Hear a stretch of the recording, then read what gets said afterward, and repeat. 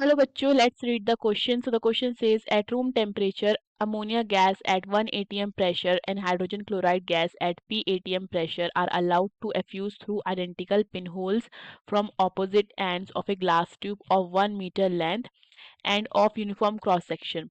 Ammonium chloride is first formed at a distance of 60 centimeter from the end through which HCl gas is sent in. What is the value of P? So the key concept is Graham's law of diffusion. Graham's law of diffusion क्या कहता है कि जो हमारा rate of diffusion होता है वो directly proportional होता है pressure of the gas and inversely proportional to under root of molecular weight. ठीक है, so we can further write, so according to the question जो rate of diffusion of HCl होगा to the rate of diffusion of NH4Cl वो किसके equal हो जाएगा? This will be equal to under root of molecular mass of NH3 upon molecular mass of NH4Cl multiply by pressure of HCl upon pressure of NH3। देखो अब हम क्या करते हैं,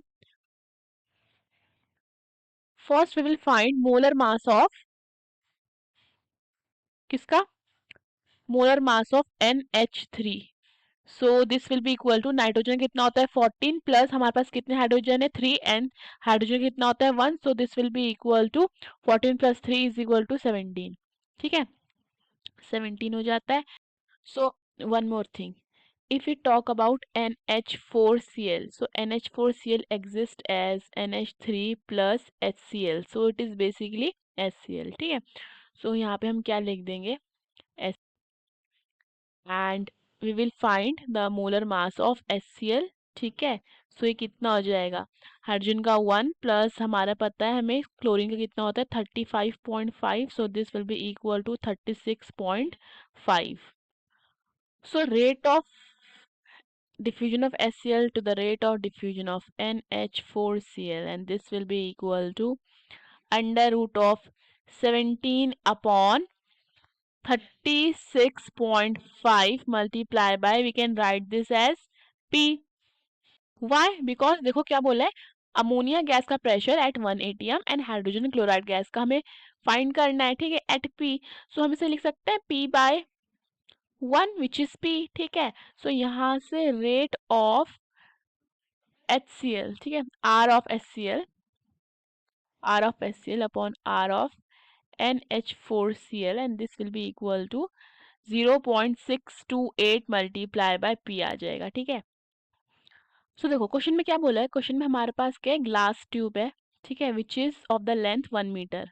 ठीक है, and it is given that NH4Cl is first form at a distance of 60 centimetre. यहाँ mark कर लेते हैं, तो ये कितना हो जाता है, इतना 60 सेंटीमीटर, एंड ये कितना हो जाएगा फिर 40 centimetre, because 1 metre is equal to 100 centimetre, and ये पूरा हमारा कितना है 1 मीटर है। ठीक है, सो अगर हम वॉल्यूम निकालते हैं, ठीक है, तो इसका वॉल्यूम कितना हो जाएगा, वॉल्यूम विल बी दो ए क्या हो जाएगा, area of cross section multiply by 60। ठीक है, ये इसका वॉल्यूम हो जाएगा।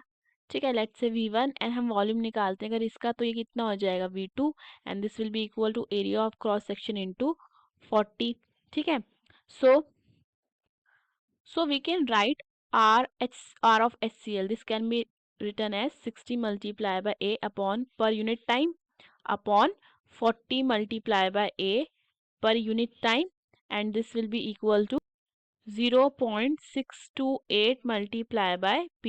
सो ये कैंसिल हो जाता है, T से T, A से A कैंसिल हो जाता है, 0 से 0 कैंसिल हो जाता है, तो ये आ जाता है हमारा 3/2 will be equal to 0.628 multiply by P।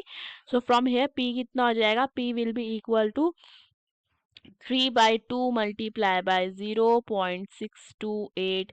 सो यहाँ से हमारा P कितना आ जाता है, P will be equal to on calculating 2.198 atm।